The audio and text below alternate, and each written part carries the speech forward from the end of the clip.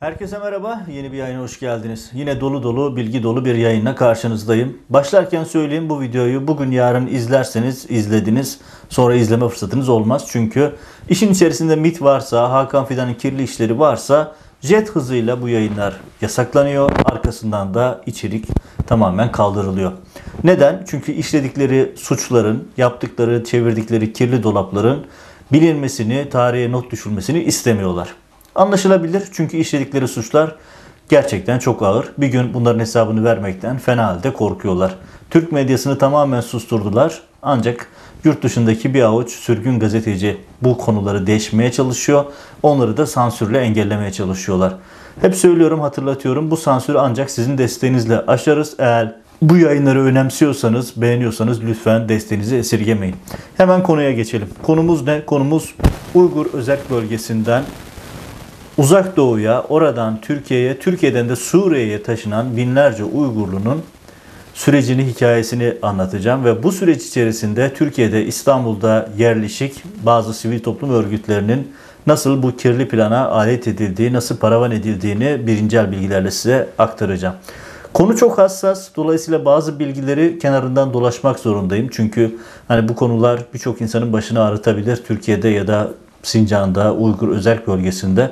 Dolayısıyla biraz olayın çerçevesini çizip size resmi tamamlamaya çalışacağım. Ama çok detaya girmek konusunda biraz endişelerim var. Çünkü Çin yönetiminin orada nelere yol açacağını öngöremiyorum. Ama olayları birincil bir şahidin anlatımıyla edindiğim bilgiler birincil bilgiler. O yüzden açıkçası bilgilerin detayları noktasında eğer çok bu konuyla ilgili yeni gelişmeler olursa o detayları da daha sonra açabiliriz diyelim. Şimdi konumuz ne? Konumuz şu. Buna geçmeden önce şunu da söyleyeyim. Türkiye'nin İsrail'le olan ticareti bugünlerde yine çok popüler, çok önemli bir konu. Ya bu açıkçası hiç şaşırtmıyor beni. Çünkü Erdoğan rejiminin tek derdi para. Aynı şeyi bugün işte Uygur meselesinde yaptı. Çin'den aldığı biraz para, oradaki ticaret, yandaşlarının oradaki ticari faaliyetleri sebebiyle Uygur meselesi konusunda bugüne kadar elle tutulur hiçbir şey yapmadılar. Yetmedi, hem Perinçek biliyorsunuz iktidar ortağı hem de A Haber gibi rejimin propaganda aygıtları oralara gidip ya burada her şey çok güzel, bu haberler abartı şeklinde yayınlar yaptılar. Çin yöneticileri Türkiye'de inanılmaz demeçler verdiler ama bu konularla ilgili Erdoğan rejiminden herhangi bir hareket gelmedi. Bırakın Uygurların uğradığı soykırımı gündeme getirmek, onun üzerine bir engelleme politikası ya da Uygur Türklerinin mağduriyetini dile getirme politikası takip etmeyi, aksine Uygur Türklerine bana göre en büyük ihaneti yapan yine bu rejim. Şimdi anlattıkça ve size detayları verdikçe siz de anlayacaksınız. Çünkü yaptıkları şey Suriye'de rejimi değiştirmek için, Esad rejimini değiştirmek için yaptıkları kirli hareketler, gönderdikleri silahlar, cihatçılar, oradaki nüfus yapısıyla, demografiyle ilgili müdahaleleri Türkiye'nin gelecekte çok büyük başını ağrıtacak. Gerçekten çok büyük bir ihanetle karşı karşıyayız. Şunu da söyleyeyim. Erdoğan rejiminin özellikle MİT üzerinden Ebu Furkan Kod adlı Kemal Eskintan'ın organizasyonuyla yapılan bu Uygurların Kuzey Suriye'ye yerleştirilmesi, orada Türkmen eli, daha doğrusu Türkmen kuşağının oluşturulmaya çalışılması gerçekten Çin hükümeti için arayıp da bulunamaz bir hikaye, bulunamaz bir proje. Çünkü gerçekten Çinliler böyle bir şey yapsa, Uygur Türklerinin terörize edilmesi ve onların haklı davalarının kirlenmesi için Çinliler böyle bir şey yapsa ancak bunları yaparlardı. Şimdi konuya gelelim. Şimdi biliyorsunuz Uygur'da, Doğu Türkistan'da, Sincan merkezli büyük bir soykırım var. Ve dünya buna gözünü kapasa da gerçekler değişmiyor. Gerçekten orada inanılmaz ve bugünün dünyasında kabul edilemez bir soykırım tam gaz devam ediyor. Uygur Türkleri dinlerini, dillerini, kimliklerini, hiçbir şeylerini konuşamıyorlar. İnanılmaz dramlar var. Bunu yıllardır size aktarmaya çalışıyoruz. Yani düşünün, aileler toplama kamplarında kimliklerini kaybedinceye kadar tutuluyor. Şimdi mesela Ramazan'dayız. Bizler medeni ve özgür ülkelerde istediğimiz gibi orucumuzu tutup iftarımızı yapıyoruz ama Uygurlar böyle bir imkana sahip değiller. Çok büyük bir kısmı mülteci kampları, konsantrasyon kamplarında ve maalesef domuz yemeye zorlanma gibi hikayeleri de BBC gibi kaynaklardan bugüne kadar gördük. Şimdi bu videoda ben size şunu anlatacağım. Bakın, Uygur Müslümanlarının maruz kaldığı, Türklerin maruz kaldığı zulümle ilgili Erdoğan ve müttefik ortağı Bahçeli'den bir şey çıkmadı. Perinçek zaman zaman Çin hükümeti adına açıklamalar yaptı. Ama burada başka bir şey, perde gerisinden başka bir şey yapıyorlarmış. Onun detaylarına ulaştım. Şöyle ki daha önce medyaya yansıdı. Hem Türk medyasında bir iki platformda çıktı hem de Reuters ve Associated Press'in yayınlarında konu oldu. Hani İsrail'de de bir haber sitesinde bir takım haberler çıktı. İsrail istihbaratının bir raporuna dayanarak, ama o haber sitesi çok muteber bir kaynak değil. Hani acaba dedirten haberlerini biliyorum bu sitenin. Ama Reuters'in ve AP'nin haberleri son derece düşündürücüydü. Şimdi ne oluyor? Şimdi bakın adım adım gidelim.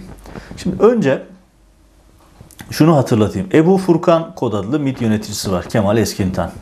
Kendisiyle ilgili yapılan haberleri hemen yayın yasağı aldırıyor ve onları sildiriyor. Malum geçtiğimiz günlerde AKP'lilerin burslarla ilgili haberi sildirmesini de görmüştünüz. Yani bu tip haberlerle ilgili pür ufak bir internet ortamı çıkartıyorlar.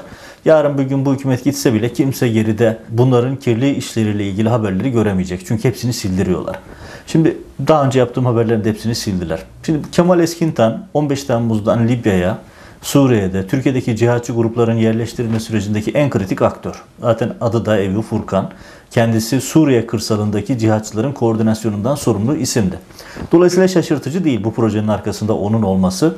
Ve bu proje özellikle Kemal Eskintan'ın Uygur Türklerini, Müslümanlarını değişik ülkeler üzerinden, bir kısmı Tayvan, bir kısmı Malezya, ama hepsi Türkiye'ye geliyor. Türkiye üzerinden İstanbul'da mukim bir sivil toplum örgütü üzerinden, konuyla alakası olan bir örgüt. İsmini açıklamak istemiyorum çünkü başka komplikasyonları oluşabilir, ama net olarak bildiğimiz bir dernek üzerinden Uygur Türklerini, Uygur Türklerin ailelerini çoluk çocuk olarak Suriye'ye taşımak gibi bir projeyi, koordinasyonu yaptılar. Bunu nasıl detaylandıracağım, ama önce şimdi bir de tabii hani çok bilinen bir deyim vardır. Şaşkın ördek suya kıçtan dalar diye. Ya gerçekten hani Erdoğan rejiminin yöneticileri o kadar ihanet içerisinde ki, ya da iş bilmez ki, kendi suçlarını kendi elleriyle ifşa ediyorlar. 15 Temmuz'daki işkence videolarını hatırlayın. Benzeri bir durum Uygur meselesinde var. Düşünün bakın, Anadolu Ajansı 1 Aralık 2014'te, şimdi ekrana getiriyorum görüyorsunuz, Uygur Türkleri Suriye'de Esad'a savaşıyor diye bir haber yapıyor. Haberi okuyorsunuz. Türkistan İslam Partisi, ki bu parti yakın zamana kadar Amerika dahil birçok ülkede terör listesindeydi. Onların temsilcisiyle röportaj yapmışlar. İbrahim Mansur diye birisi. Suriye'de ki 2012'den bu yana Suriye'ye göçen Uygurları anlatıyor. Ve orada diyor ki işte biz çok sayıda aile doğduğu topraklardan Suriye'ye göç etmiş. Neden öyle göç ettiklerini anlatıyor. Kimse diyor kendi topraklarını isteyerek terk etmez. Ama Doğu Türkistan'daki yaşam koşulları savaş şartlarından daha zor, daha boğucu. Kendi vatanımızda dilimizi konuşmamız şartlara bağlıyken, camilere gidemezken diye tanımlıyor. Sonra işte biz de Suriye'ye göç ettik. Buradaki kardeşlerimize dayanışmak, kendi hayatımızla özgürce kurmak için. Bu haber Türkiye'nin resmi Anadolu Ajansı'ndan, devlet ajansından servis edilen bir haber. Ve diyor ki aynı zamanda Esad yönetimiyle savaşırken Çin ile de savaşıyoruz. Yani dolaylı olarak Çin sonuçta Esad'ın en büyük destekçilerinden birisi. Şimdi bu haber 2014 tarihli. 2016-2017'ye geldiğimizde Suriye'ye Türkiye tarafından gönderilmiş Uygurlu sayısı 10.000'i bulmuş oluyor. Değişik haberler var. Bazı kaynaklarda 20.000'e yakın rakamlar telaffuz edildi. Bu rakam net teyit edilemiyor. Savaş ortamı olduğu için çok bilinemiyor, ama net olan bir şey var. Bu Uygurlar büyük bir kısmı Zanbak, Ciş el Suhur bölgesine, daha çok işte kuzey bölgesi, Türkiye sınırına yakın bölgelerde.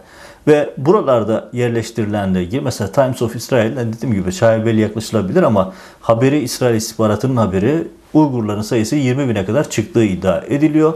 Ve burada Türkiye'nin pasaport vermesi konulara girmiş. Mesela bunlarla ilgili 2015'te Tayland'da bir grup Uygurlu ile ilgili kriz çıktığında Türkiye'de de büyük tartışma çıkmıştı. Ve bu isimlere Çin Kamu Güvenliği Bakanlığı resmi açıklama yaptı. Türkiye, Çinli Uygurlara kimlik vermekle suçladılar. Ve Uzak Doğu ile alakalı bir örneğini yaşadık. Malezya'daki Reuters'in bir haberinde de yine aynı tarihlerde Malezya'daki Türk Büyükelçiliği tarafından kimlik verildiği ve onların Türkiye'ye taşındığı ile ilgili haberler vardı. Ve şöyle söyleyeyim, o 2015 yılındaki tahmin, yani Türkiye'ye getirilen ve Türkiye üzerinden Suriye'ye götürülen Uygurların tahmini 5.000'i bulmuştu. 6.000 civarında olduğunu iddia edenler de var. Bunların bir kısmı Türkiye'ye sıkışıp kaldı. Suriye'de geçemediler, geri de dönemediler. Ve çok ciddi anlamda krizler yaşandı. İsrail istihbaratının haberinde de benzeri bir rakam var. İsrail istihbaratı diyor ki 5.000 kadar Çinli, Uygur, Türk'ü Kuzey Suriye'ye geldiler ve orada Ahrar-ı Şam, El-Kaide gibi Türkistan İslam Partisi üyesi olmakla not düşmüşler ve bu birimler oradaki radikal örgütlerle irtibat halinde şeklinde geliyor. Ve bir başka haberde, bu haberde yine Uygur sayısının çok daha yüksek olduğu söyleniyor ama bir MİT'in Laskiye'ye 5.000 Uygur yerleştirdiği ile ilgili bir başka haber var. Ve bu haber de değişik zamanlarda uluslararası arenada çıktı. Dediğim gibi Türk medyasında haber görmek mümkün değil. Nerelere yerleştirilmiş? Laskiye, Rakka, İdlib, Eriha, Cebel Zaviye bu gibi yerlere yerleştirmişler ve deniyor ki en az 2.000 civarında Uygur Türk'ü de Suriye'de savaşıyor. Tabii işin bu düşündürücü kısımlarından birisi. Çünkü bu ifade hayli yaygın. Özellikle de bunların 500 ile 1000 tanesi Horasan vilayeti adı altında IŞİD için savaşıyor şeklinde bilgiler var. Associated Press'in haberinde daha düşündürücü bir detay var. Bu haberde deniyor ki işte Çin baskısından kaçan Uygurlar için farklı bir durak Suriye diye bir başlık. Bu başlıkta çıktı haber. Haberin içerisinde bayağı bir detay var. Oradan kaçan insanlarla röportajlar yapılmış. O röportajlar neler yaptıklarını, neden Suriye'ye, Türkiye üzerinden Suriye'ye geçtiklerini, burada aldıkları eğitim noktasında askeri eğitim, savaş eğitim ve benzeri noktalarda yaptıklarını anlatıyorlar. Ya düşünün şimdi Associated Press dünya çapında bir haber ajansı. Bu haberde diyor ki Suriye'ye gelmiş Uygurlar Türkiye üzerinden burada askeri eğitim alıyorlar ve orada konuşan Ali Kod adlı isim, çünkü gerçek ismini söylemiyorlar, bir gün bu eğitimleri Çin'e karşı kullanacağız şeklinde ifadeleri var. Bu Associated Press'in haberinde çıkan bir detay. Düşünün yani dünyaya servis edilen haberde Türkiye üzerinden Suriye'ye geçen Uygurların askeri eğitim aldığı ve Çin yönetimine karşı bunu kullanacakları, bir gün ülkesine dönüp eğitimlerini bunları tamamlayacaklarını söylüyorlar. Bir de Türkistan İslam Partisi ile ilgili çok sayıda röportaj, özellikle Türkiye'de siyasal İslamcıların, hatta iktidar trollerinin de özellikle sosyal medyada yaydığı çok açıklamalar oldu. İşte kendimizi geliştiriyoruz, bir gün kendi ülkemizin özgürlüğü için bunları kullanacağız şeklinde. Yani aklı başında bir insan böyle bir operasyonun nereye yol açacağını çok iyi görürdü ama Erdoğan rejiminin gözü o kadar dönmüş ki hani Suriye'de Esad rejimini değiştireceğiz, siyasal İslamcı bir çakma Osmanlıcı bir süreç yöneteceğiz diye oradaki Uygur Türklerinin haklı davasını da zehirlemiş oldular. Ve yine burada aktör kim? Kemal Eskintan. Şimdi bu sürece dair dediğim gibi başında çok hassas bir süreç olduğu için bazı bilgileri kenarından dolaşacağım. Çünkü yani konuda Çin hükümetinin neler yapabileceğini öngörmek kolay değil. Ama bu işin koordinatörü Kemal Eskintan. Ebu Furkan Kod adlı isim, biliyorsunuz kendisi Suriye kırsalındaki cihatçıların koordinasyonundan sorumluydu. Halihazırda MİT'te üst düzey yönetici. Hatta komik olan bir şey aktarayım. Geçtiğimiz günlerde biliyorsunuz Erdoğan MİT'e gitti. MİT'in yıl dönümünde, kuruluş yıl dönümünde oradan MİT'ten servis ettiler. MİT yöneticileri kabak gibi servis edildi. Yani hani bir istihbarat tarihinde herhalde ders kitabı olarak okutulacak örnek ders olayıdır bu. Kendi yöneticilerini deşifre eden bir MİT oldu. Sonra fotoğrafı buzladılar falan ama geçmiş olsun, her yere yayıldı. Baktım ben kimler var diye, Kemal Eskintan da oradaydı. Gözüküyordu zaten bariz bir şekilde. Ve bu isim yani kendi elleriyle kendilerini deşifre eden böyle bir, yani ne demek lazım bilmiyorum. Şimdi bu Uygur meselesi sanki Çin'le bir anlaşma yapmışsınız ve Çin'in istekleri doğrultusunda bir proje hayata geçirmişsiniz gibi bir şey. Neden? Çünkü Uygurları, ya zaten Çinliler orada bir soykırım yapıyor. Zaten bir etnik temizlik yapıyor. Siz oradaki insanları gönüllü olarak oradan kaçmalarına, oradan çıkılmalarına aracılık ediyorsunuz.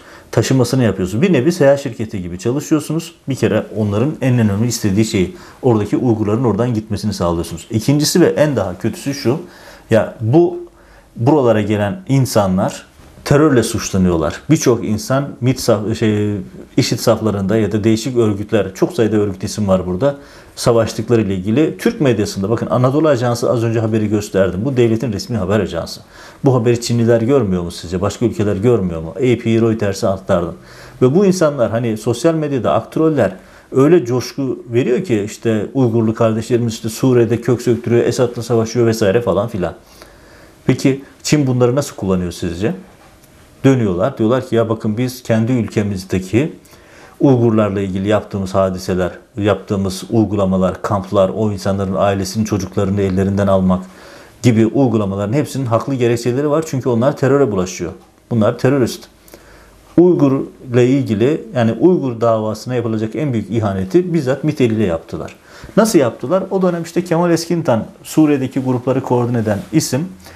15 Temmuz'da da malum onları Türkiye'de aktif olarak kullandılar. Aktif rolü vardı Kemal Eskintan'ın 15 Temmuz'da ilgili. Ve dedikleri şey şu: İstanbul'daki bir sivil toplum örgütü üzerinden gittiler, dediler ki bakın burada soykırıma uğruyorsunuz. Hiç değilse size yeni bir hayat şansı var. Suriye'nin Türkmen bölgelerine sizi yerleştirelim. Tabii Türkiye'nin politikası şuydu orada. Orada özellikle Hristiyan azınlıkları, Alevi azınlıkları falan göçe zorlayıp ya da işte o savaş ortamı insanları kimse zorlamasa da kendileri de göçmek zorunda kalıyor. Sonra oralara yerleştirmeler yapıp nüfus dengesiyle oynuyorlar. Böylelikle bir Türkmen bloğu oluşturmaya çalıştılar. Ve böylelikle o insanları Türkiye'ye ve Türkiye'den de Suriye'ye gitmek gibi bir politikanın içerisine soktular. Ve burada resmen MİT seyahat ajantası gibi çalıştı. Hani bu işlerin içerisinde olmuş bir kaynaktan edinilen bilgileri aktarıyorum size. Ve sonra da bu gruplar Suriye'ye geçtikten sonra radikal örgütlerle temasa geçtiler. Tamamı değil ama girenlerin zaten varlığı yeterli. Çünkü onlar da kendi yaptıklarını duyurmak için pervasızca demeçler verdiler. Bunları yaptık, işte Suriye'de şunları yapıyoruz, yarın bir gün kendi ülkemiz için bunları yapacağız şeklinde demeçler verdiler. Ve gerçekten de akıl alır gibi değil. Yani MİT'in Libya'da yaptıkları, Kemal Eskintan özellikle bu işlerin koordinatörü, Suriye'de yaptıkları emin olun bir ülkenin başına çok büyük belalar açacak, uluslararası mahkemelerde konu olacak meseleler bunlar. Ama o işin o kısmından ziyade ben şu kısmındayım. Şimdi bakın, Kemal Eskintan dediğiniz adam siyasal İslamcı. Hatta kendisi Erenköy cemaatinden olmakla biliniyor. Böyle bir isim. Şimdi bunu Perinçek yapsa anlarız. Niye? Çünkü Perinçek zaten Çin adına ya da kimler adına olduğu da ayrı bir konu. Yani Perinçek'in karışmadığı bir ülke ya da bulaşmadığı bir istihbarat örgütü yok. Perinçek bağlısı bir grup yapsa anlayabilirim. Niye? Çünkü Çin'in arayıp da bulamadığı şey. Yani Uygurlar Türkiye üzerinden ve Türk'ün MİT'in pasaport vermeleriyle Suriye'ye taşınıyorlar. Orada cihatçılara katılıyorlar, IŞİD'e katılıyorlar ve terör estiriyorlar. Ve orada Türkistan İslam Partisi'nin Suriye'de kolu var. Şimdi Çin ne yapar bunu? Çin der ki bakın size ben bunu yapıyorum. Çin'de bu kampları yapıyorum. İşte bunlar terörist. Bunların çocukları da gelecekte terörist olacak. Dolayısıyla bunları bu şekilde rehabilite ediyorum politikası yürütüyor. Hani açıkçası Çin'in arayıp bulamadığı dünya kamuoyunda elini güçlendireceği çok önemli bir argümanı bizzat veren Türk istihbaratı. Gerçekten de akıl alır gibi değil. Hani o insanları oraya getirip Türkiye üzerinden oraya geçirip orada yerleştirip hem nüfus dengesini değiştirmeye çalışıyorlar hem de onların oradaki varlıkları üzerinden Çin'e karşı çok ciddi bir zemin kaybına yol açıyorsun. Neden? Çünkü ya düşünsenize Çin dünyanın her yerine şunu söylüyor. Diyor ki bakın bu Uygurlar gittiler orada. Associated Press'in, Reuters'ın haberlerini hatırlayın. Orada cihatçılara karıştılar, terör eylemlerine karıştılar. Dolayısıyla benim ülke içerisinde yaptığım her hareket meşrudur diyor. Ve bunu sağlayan Türk istihbaratı. Türk istihbaratı olmasa yine Uygur Türkleri içerisinde birileri gidip Suriye'de savaşabilir mi? Mümkün. Çünkü böyle bir realite var. Afganistan'da, Bosna'da, Çeçenistan'da bunun örneklerini gördük. Ama bu bir elin parmağını geçmiyordu. Toplasanız 50-100 kişi anca çıkardı. Çünkü bir yerden bir yere gitmek, savaşmak bayağı bir lojistik isteyen bir iş. Bunun tamamlanması zor. Ama burada başka bir durum var. MİT eliyle organize bir şekilde binlerce insanı Uygur'dan alıp Suriye'ye taşıdılar ve orada bu insanların teröre bulaşmasına neden oldular. Ve bunu yapan da Türk istihbaratıydı. Evet, çok önemli bir detay. Şahitlik üzerinden bunlara dair detayları edindim, bilgileri edindim, size aktarıyorum. Önemli bir detaydı. Bunlar Türkiye'nin başına çok iş açacak konular. Çin'in elini güçlendiren konular. Ama Türk istihbaratı, Hakan Fidan, Kemal Eskintan, Erdoğan rejimi Uygurlara hem sahip çıkmadılar hem de bu ihaneti yapmış oldular. İhanet gibi bir politika. Önemli bir detaydı. Size aktarmış oldum. Dediğim gibi bu yayın 1-2 gün içerisinde silinir. İzlemek istiyorsanız elinizi çabuk tutun. İzlediğiniz için teşekkür ederim. Yeni yayınlarda görüşmek üzere.